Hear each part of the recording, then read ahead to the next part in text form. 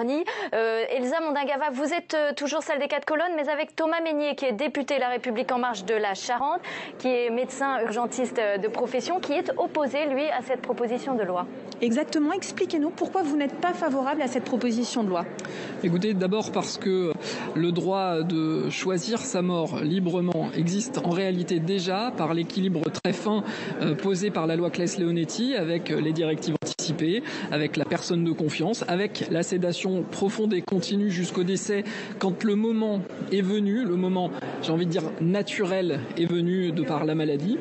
Et outre ces éléments de fond qui consisteraient en une véritable rupture éthique dans notre pays, on peut aussi se poser quand même des questions de forme et de calendrier, parce que si ce débat doit pouvoir se tenir, et je suis partisan de ceux qui disent justement que le débat doit pouvoir se tenir de façon sereine, apaisée, l'inscrire à l'ordre du jour dans une niche parlementaire en pleine crise sanitaire, c'est mettre tous les éléments pour que ça ne puisse pas se tenir correctement pour la bonne qualité du débat. Beaucoup de députés qui sont favorables mettent en avant aussi dans les sondages, par exemple, la volonté des Français d'être favorables à ces avancées-là.